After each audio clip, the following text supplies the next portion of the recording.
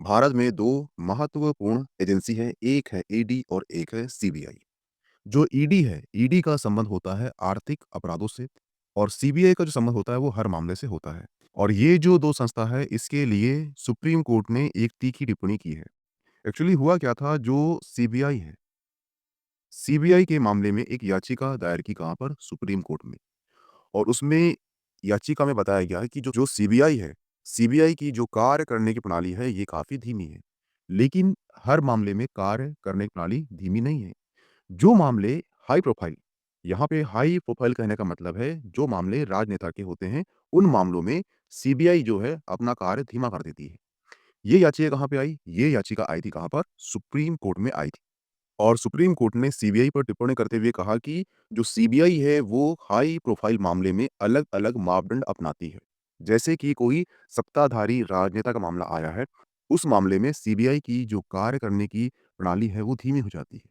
लेकिन वही मामला अगर विपक्षी पार्टी के राजनेता का आ रहा है, तो उसी मामले में जो सीबीआई है उसके कार्य करने की प्रणाली तेज हो जाती है। ये गंभीर आरोप लगाया किसने? सुप्रीम कोर्ट ने। और ऐसा बिल्कुल नहीं है कि सुप्रीम कोर्ट ने पहली बार ऐसी टिप्पणी की है। इसके पहले भी सुप्रीम कोर्ट ने सीबीआई को सीबीआई को पिंजरे में बंद तोता कहा है। ऐसा क्यों कहा? ये जो पिंजरा है, ये पिंजरा है सत्ताधारी पार्टियों का, उसके अंदर तोता है जो सीबीआई है। यानी सत्ताधारी जो पार्टी होती है, जैसा बोलती है वैसा सीबीआई करता है। इसलिए यहाँ पे व्यंग्य के रूप में सुप्रीम कोर्ट ने सीबीआई को कहा था पहले कि ये बंद पिंजरे में तोता है। हुआ क्लियर? और इस मामले में जो सुप्रीम कोर्ट ने टिप्पणी की है, सुप्रीम कोर्ट को खुद लगता है कि कहीं न कहीं इन मामलों में, इस याचिका में सच्चाई छुपी हुई है।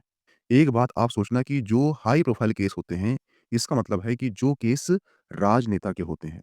राजनेता के कहने का मतलब है कि जो व्यक्ति जनप्रतिनिधि है, यानी कि वो जनता के प्रतिनिधि हैं। तो जनता का एक मौलिक अधिकार हो जाता है कि उनके जो जनप्रतिनिधि है, ये क्या कर रहे हैं। इसलिए ये जो मामला है काफ़ी महत्वपूर्ण हो जाता है। हुआ क्लियर? और यही सेम चीज़ सुप्रीम कोर्ट ने ईडी के लिए कहा है। और ईडी के लिए बाकायदा जो संसद है, वहाँ पे बताया गया है कि पिछले 10 वर्षों में ईडी ने 193 राजनीतिक व्यक्तियों के खिलाफ केस दर्ज की है। यानी कि जो ईडी ने राजनीतिक व्यक्तियों के खिलाफ 193 केस दर्ज की है, उसमें से केवल 2 में ही दोष सिद्धि हो पाई है। और उसके बाद जो है किसी भी मामले में आरोपित को निर्दोष करार नहीं दिया गया है।